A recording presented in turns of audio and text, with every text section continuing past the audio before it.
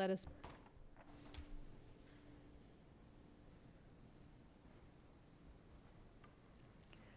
If you have a chalice there with you, please light it along with me.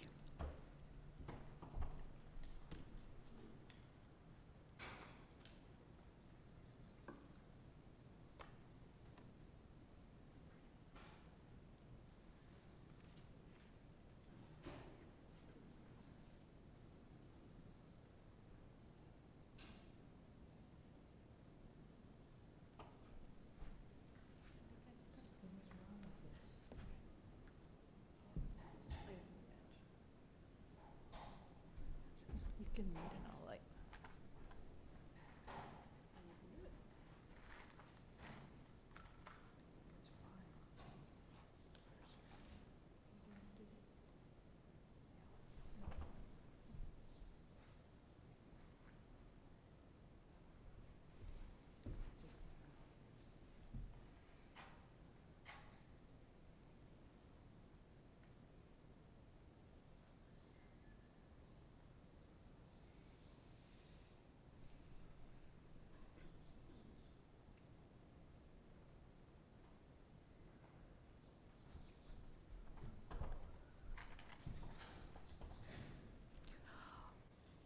All that we have ever loved and all that we have ever been stands with us on the brink of all that we aspire to create. A deeper peace, a larger love, a more embracing hope, a deeper joy in this life we share.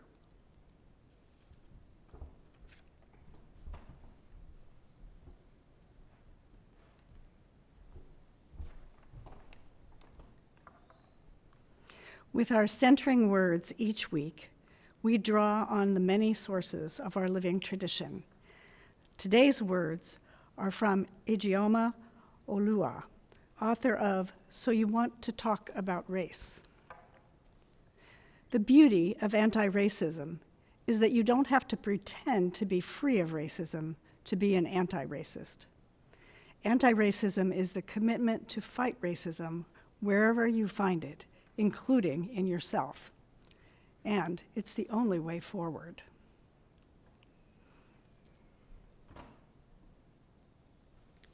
As we follow the sound of the bell into silence, let us become centered and fully present in this place together.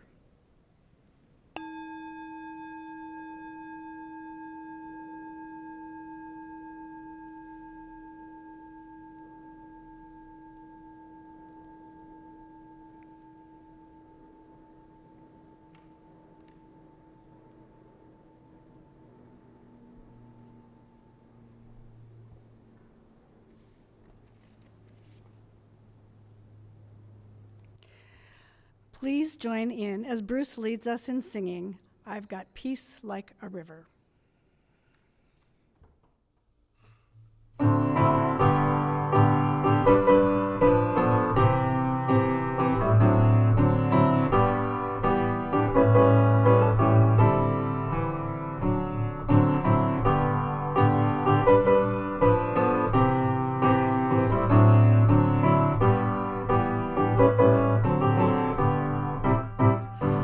I've got peace like a river, I've got peace like a river, I've got peace like a river in my soul. I've got peace like a river, I've got peace like a river, I've got peace like a river in my soul. I've got joy like a fountain, I've got joy like a fountain, I've got joy like a fountain in my soul. I've got joy like a fountain, I've got joy like a fountain, I've got joy like a fountain in my soul. I've got love like an ocean, I've got love like an ocean, I've got love like an ocean in my soul. I've got love like an ocean, I've got love like an ocean, I've got love like like an ocean in my soul. I've got pain like an arrow, I've got pain like an arrow, I've got pain like an arrow in my soul. I've got pain like an arrow, I've got pain like an arrow, I've got pain like an arrow in my soul. I've got tears like the raindrops, I've got tears like the raindrops, I've got tears like the raindrops in my soul. I've got tears like the raindrops, I've got tears like the raindrops, I've got tears like the raindrops in my soul. I've got strength like a mountain, I've got strength like a mountain, I've got strength like a mountain in my soul. I've got strength like a mountain, I've got strength like a mountain, I've got strength like a mountain in my soul.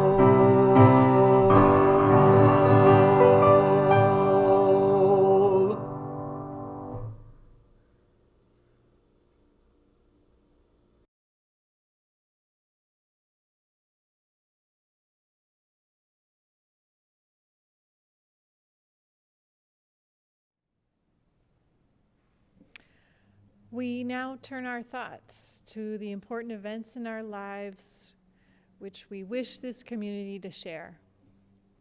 If you have a joy or a sorrow you would like me to speak this morning, please post them in the chat box provided by Zoom, and we will share them aloud. Before I get going with looking in the chat, I just wanted to say that we are all holding in our hearts Amy and her family as they mourn the passing of Joy's father, Marty Morgenstern. He died peacefully with his family on Saturday. And Amy will light candles for recently deceased members of UUCPA. Blessed be.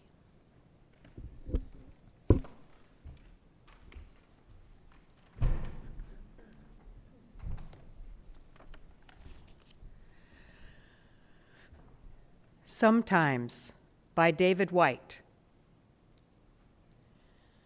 Sometimes, if you move carefully through the forest, breathing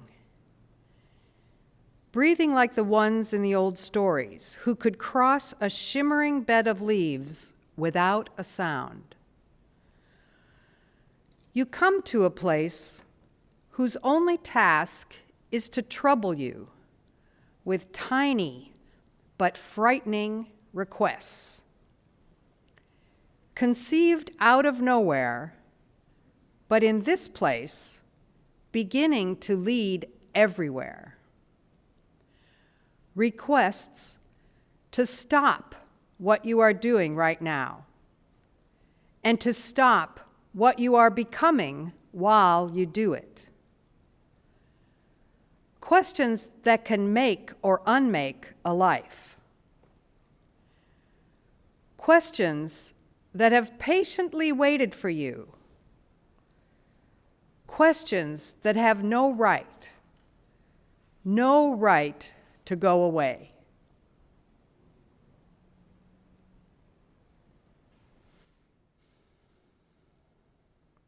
Now please join in as Bruce leads us in singing My Life Flows On in Endless Song.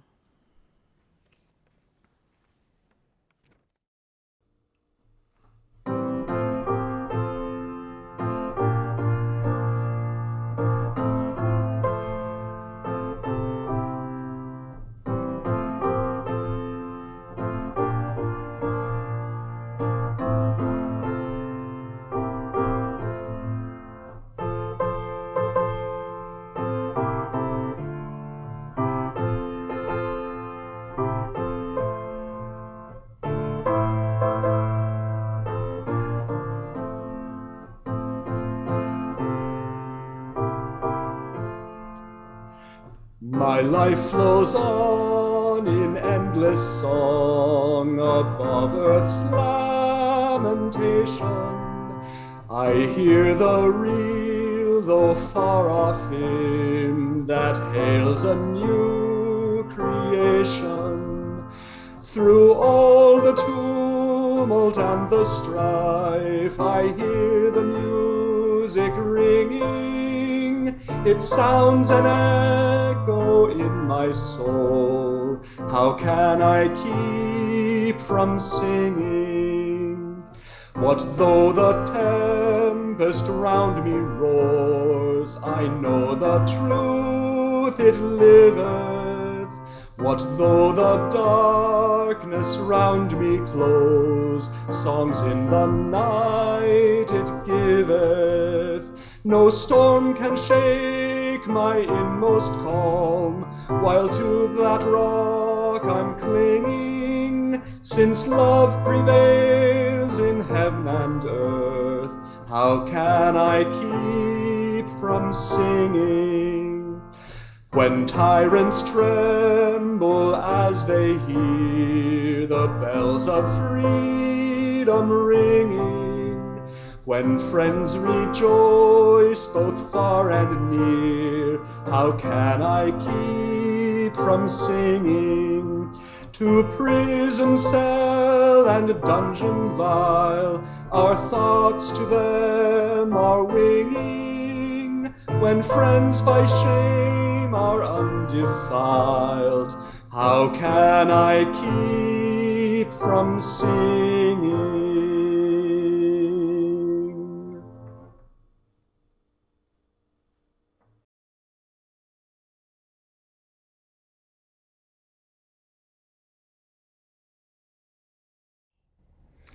I love the Beloved Conversations program. All the readings, the small group meetings, and the worship services have really helped me live out our UU belief that we are all interconnected. None of us are free until all of us are free. Something I need to be free of is my anger at having little connection with my family's roots.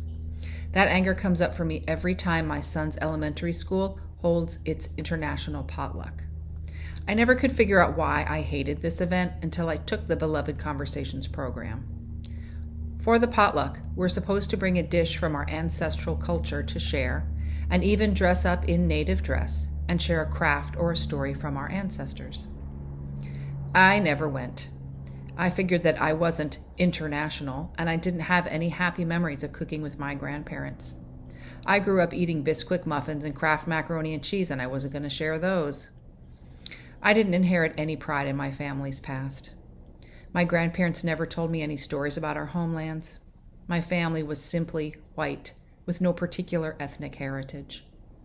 I was jealous of the people who did have happy stories and delicious foods to share from their family's cultures. I felt alone in my discomfort, and also confused by it. Where were these strong feelings coming from? I found an answer to my question in a reading that was part of the Beloved Conversations program. In the article titled Roots Deeper Than Whiteness by David Dean, I learned that my grandparents had needed to separate themselves from their ancestors, from their ethnic identities, when they left their home countries and came to America, in order to reap the benefits of being considered white. It was a transaction that gave them safety and security, but it had a cost. They stopped eating the food they had grown up eating, that their parents and grandparents had cooked for them so lovingly. They didn't pass down any stories to me. The love that came with the food and the stories was also lost when they severed their connection to their past. And what did they get in return? They got entry to the American middle class for their children. They got a feeling of superiority over everyone in America who was denied entry into whiteness. They got a sense of solidarity, however fragile, with other Northern European immigrants. They got jobs in sectors that were reserved for whites, and they got houses to rent or buy because they weren't redlined. I mourn for what they and I lost. Reading this article and talking about it with my Beloved Conversations Learning Pod is helping me start to heal the rift they created with our past. It's helping me heal my relationship with them and forgive them for the pain they felt and that they passed down. They needed to survive, and they made their choices. I can't change the past, and I'm not responsible for it, and I can now reconnect with my ethnic heritage, to see the pain and the loss my grandparents felt, and forgive them for it, and forgive them for cutting me off from my roots, roots which I now know are deeper than this white American identity. If COVID dies down enough for the international potluck to return, I'm going to participate. I might bring Irish soda bread to honor my Grandma Regina. The Beloved Conversations program has given me a way back to reclaim my roots so that I can feel love for my ancestors and I can heal myself. I can reclaim an identity that isn't wrapped up in whiteness.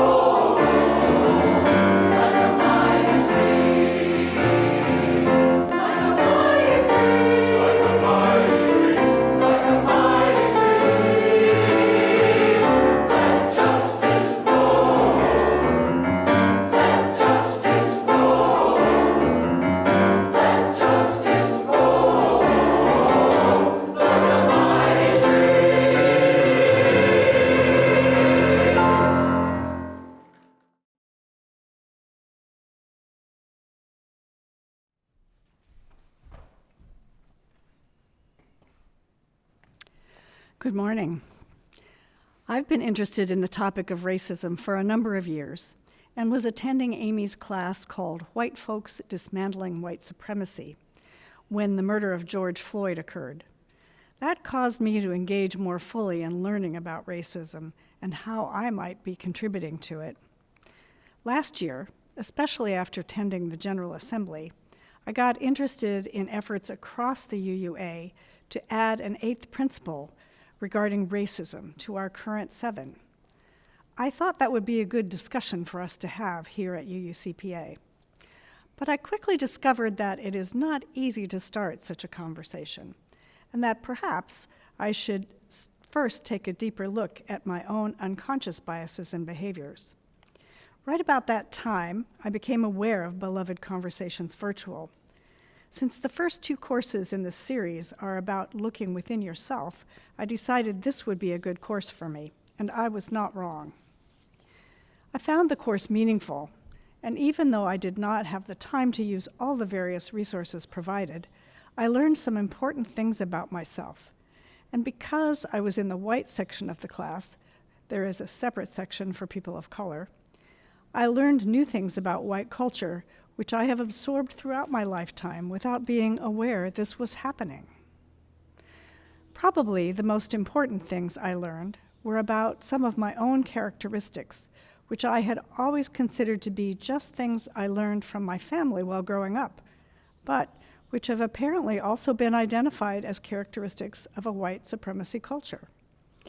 The ones that struck me the most include my need to do things right, and often perfectly, in fact, my tendency to want to run away from an uncomfortable situation, and my fear of conflict.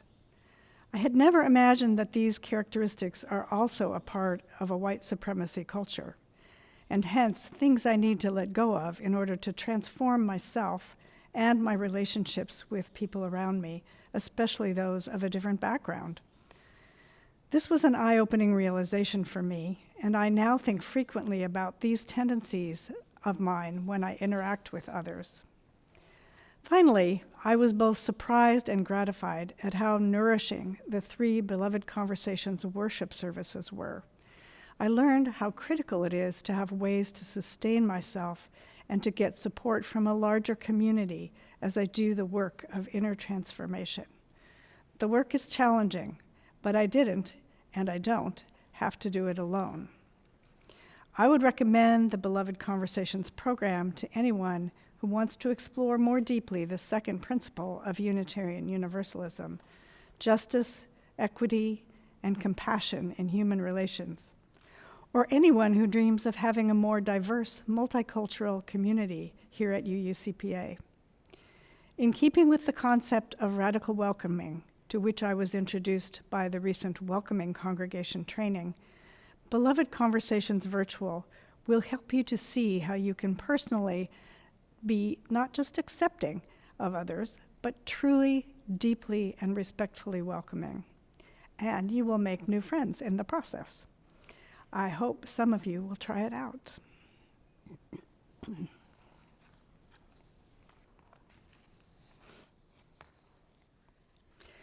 We are so fortunate to have many partners in the joyful work of transforming the world.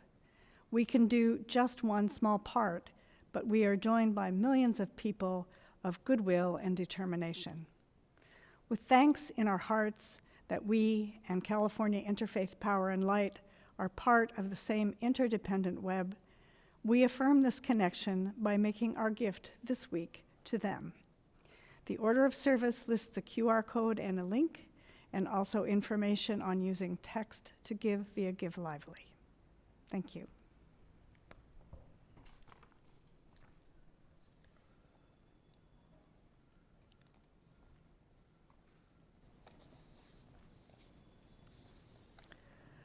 Letter from Our Better Angels, from Breaking and Blessing, Meditations, by Sean Parker Dennison.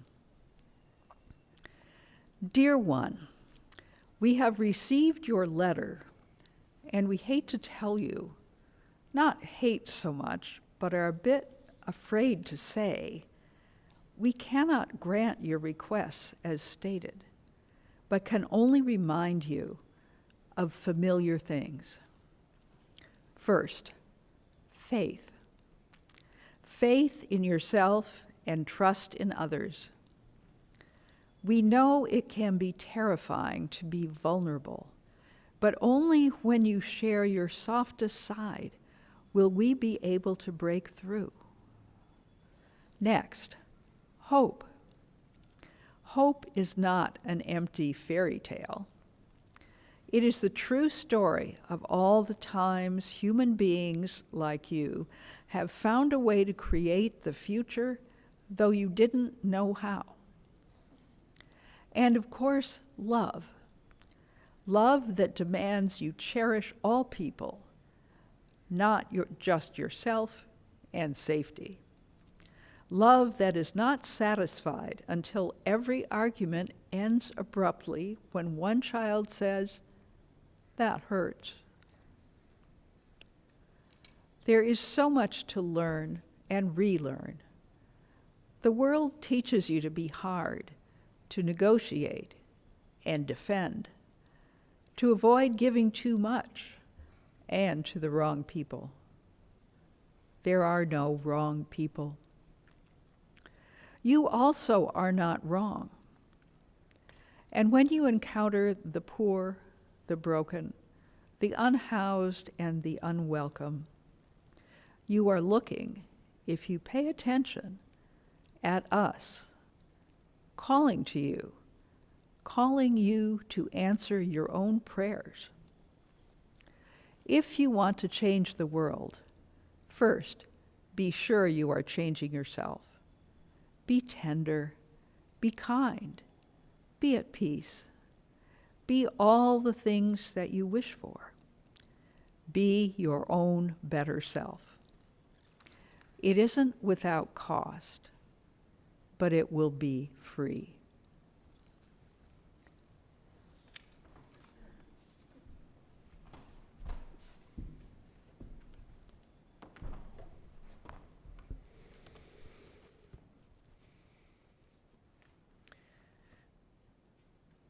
Being in beloved conversations and learning about racism, particularly my own racial identity as a white person, has liberated me.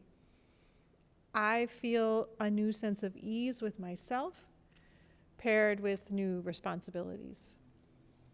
To paraphrase Maya Angelou, now I know better, so now I can also do better. These changes and new understandings are so wide-reaching for me, so profound, that I could stand here all day and tell you about them. But I only have 5 minutes, so I'm going to focus on just one particular moment of my learning. I'm going to start with a quote from Nice Racism, a book by Robin DiAngelo, the same woman who wrote White Fragility. While neither of her books is part of the Beloved Conversations curriculum, I'm pretty sure I would not have picked up Nice Racism had I not been part of Beloved Conversations already. Having taught anti-racism workshops for more than 20 years, Robin DiAngelo knows well the patterns of behavior that white people enact when they are faced with racial discomfort, which is often just at the very mention of racism. One of these patterns that I recognized in myself, she calls carefulness.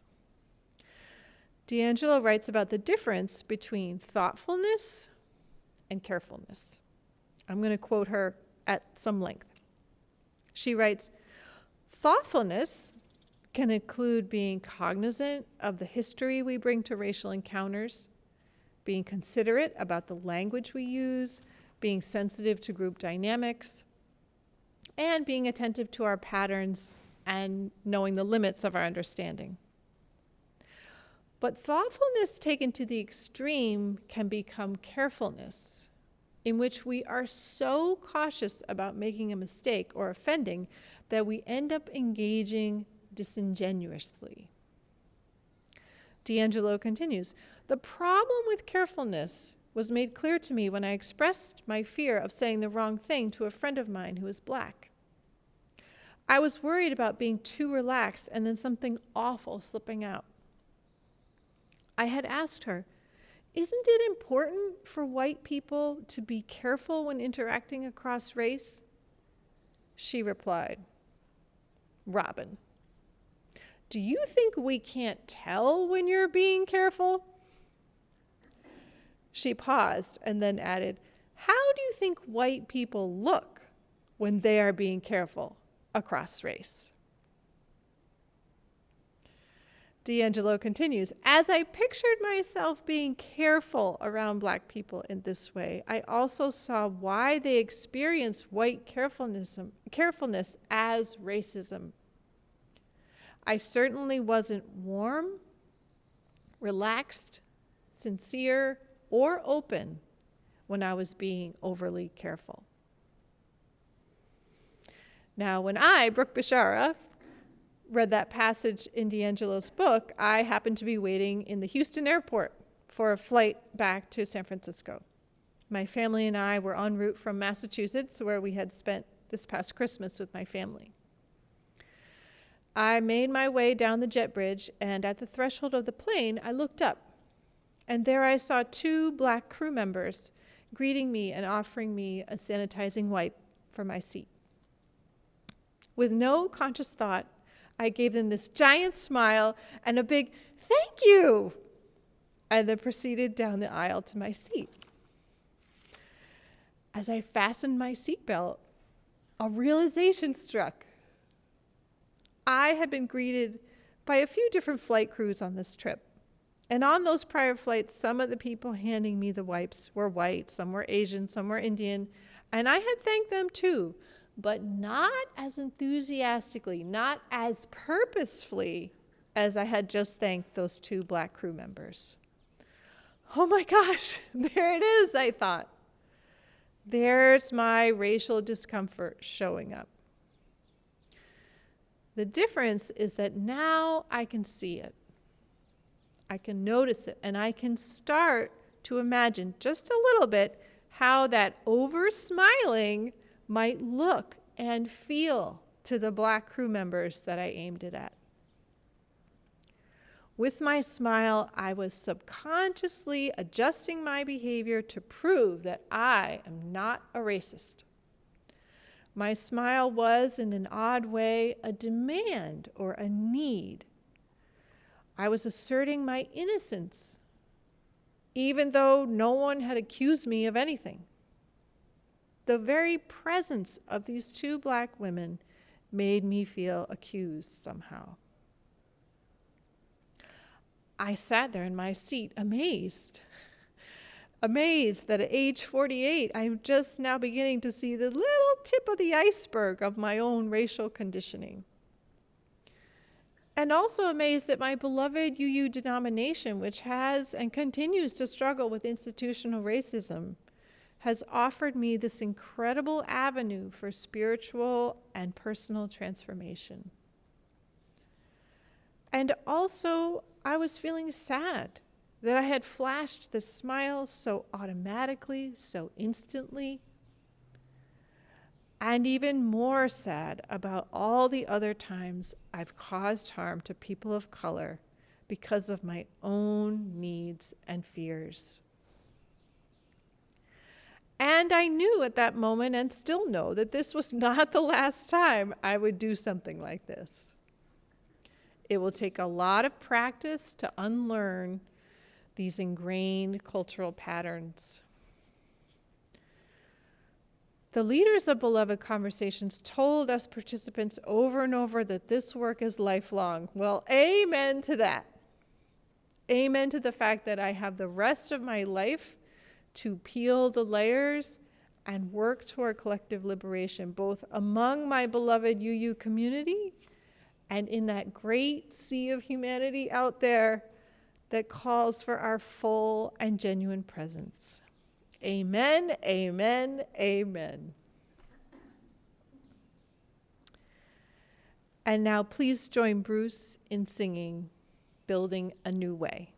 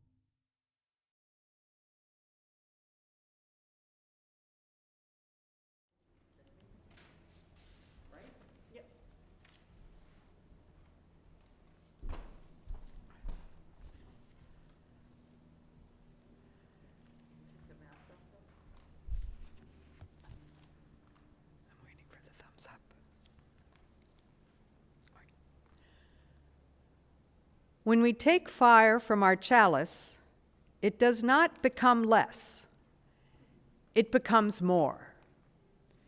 And so we extinguish our chalice, but we take its light and warmth with us, multiplying their power by all of our lives and sharing it with the world.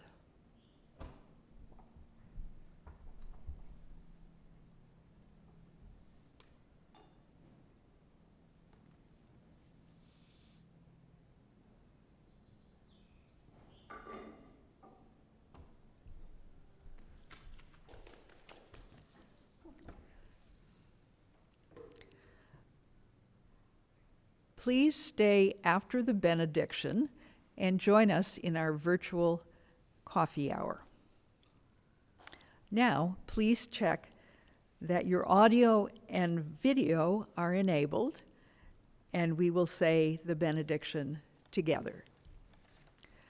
Go out into the world in peace. Be of good courage. Hold fast to what is good. Return no one evil for evil. Strengthen the faint-hearted. Support the weak. Help the suffering. Rejoice in beauty. Speak love with word and deed. Honor all beings. Blessed be.